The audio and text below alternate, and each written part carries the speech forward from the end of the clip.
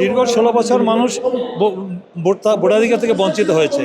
এখনও মানুষ এই প্রায় ৭ মাস হয়ে গেল পরিবর্তিত পরিস্থিতিতে মানুষের আকাঙ্ক্ষা যে ঐতিহাসিক ছাত্র গণ অভ্যুত্থানের মধ্য দিয়ে ফ্যাসিস্ট স্বৈরাচার সামরিক ফ্যাসিস্ট স্বৈরাচার দানবীয় সরকার মাফিয়া সরকারের যে পতন হয়েছে, যে সরকার পালিয়ে গিয়ে বাধ্য হয়েছে, এখন একটি মুক্ত পরিবেশ। সেই মুক্ত পরিবেশে জনগণের আকাঙ্ক্ষা প্রথম হলো যে জনগণের ভোটাধিকার প্রয়োগ। সেই ভোটাধিকার ছিল জাতীয় নির্বাচন। জাতীয় নির্বাচন আগে হবে, জাতীয় নির্বাচনের পরেই আমি মনে করি এটা জনগণের প্রত্যাশা যে স্থানীয় নির্বাচন, অন্যান্য নির্বাচন, সেই নির্বাচনগুলি পরে হবে। এটা শুধু আমার বক্তব্য না, জনগণের বক্তব্য। এটা শুধু বিএনপির দাবি নয়। বিএনপি জনগণের পক্ষে কথা বলে আসে ১৬ বছর। এই দেশে মানুষের গণতন্ত্রের জন্য, আইনের শাসনের জন্য, বিচার বিভাগের স্বাধীনতা, ন্যায় বিচার, মানবাধিকার, মত প্রকাশের স্বাধীনতার জন্য লড়াই করেছে। লড়াই করতে গিয়ে অনেক অত্যাচার, নিপীড়ন, নির্যাতন, গুম, খুন, হামলার শিকার হয়েছে বিএনপি আমরা দেশের, এবং হাজার হাজার নেতাকর্মীদেরকে গুম করা হয়েছে, খুন করা হয়েছে। তো আমাদের এই মানুষের এই পরিবর্তিত পরিস্থিতিতে বর্তমানে অন্তর্বর্তীকালীন সরকারের কাছে মানুষের যে প্রত্যাশা, যে আকাঙ্ক্ষা তারা পূরণ করতে তারা ব্যর্থ হচ্ছে। যদি ব্যর্থ হয় তাহলে তাদের ইতিহাস তাদেরকে করবে না, মানে ইতিহাস তাদেরকে ক্ষমা করবে না। তাই আমি মনে করি যে তারা সময় থাকতে জনগণের যে আকাঙ্ক্ষা, যে প্রত্যাশা, যে একটা নির্ধারিত সময়ের মধ্যে একটা রোড ম্যাপ দিয়ে তারা নির্ধারিত ডিসেম্বরে যে তারা বলেছেন নির্বাচন করবেন, জাতীয় নির্বাচন, সেই নির্বাচনের দিনক্ষণ ঘোষণা দিয়ে তারা করেন। নির্বাচন যদি ঘোষণা করা হয়, দেশের সংকট, রাজনৈতিক সংকট, অর্থনৈতিক সংকট, দেশে অস্থিতিশীল পরিস্থিতি আরও ঘনীভূত হবে, এবং দেশে একটা অস্থিতিশীল পরিস্থিতির সৃষ্টি হলে আমাদের মনে হয় যে অর্জিত যে আমাদের যে শত শহীদের রক্তের বিনিময়ে, শত হাজার শহীদের রক্তের বিনিময়ে যে আমাদের এই গণতন্ত্র অর্জন করেছি, স্বৈরাচার মুক্ত বাংলাদেশ আমরা প্রতিষ্ঠা করেছি, সেটা আমাদের ব্যর্থ হয়ে যাবে। তাই আমরা কোনো অবস্থায় ব্যর্থ দিতে চাই না।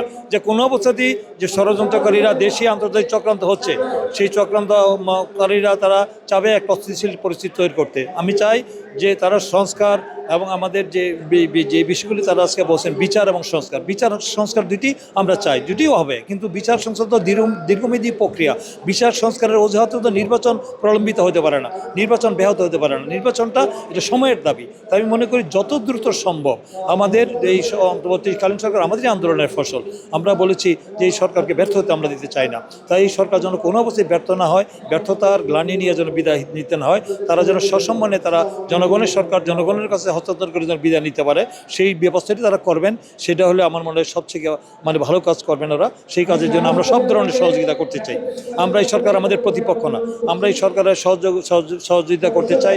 আমরা এই সরকারের গঠনমূলক সমালোচনা করার অর্থ না, তারা আমাদের প্রতিপক্ষ।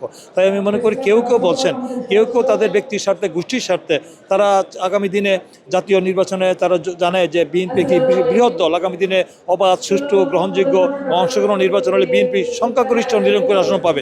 তাই তারা চাচ্ছে যে একটি অস্থিতিশীল পরিস্থিতি তৈরি করে নির্বাচিত প্রলম্বিত করে যাতে নির্বাচনে বিএনপি সংখ্যাগরিষ্ঠ আসন না পায়। এটা তারা বোকা স্বর্গে বাস করছে।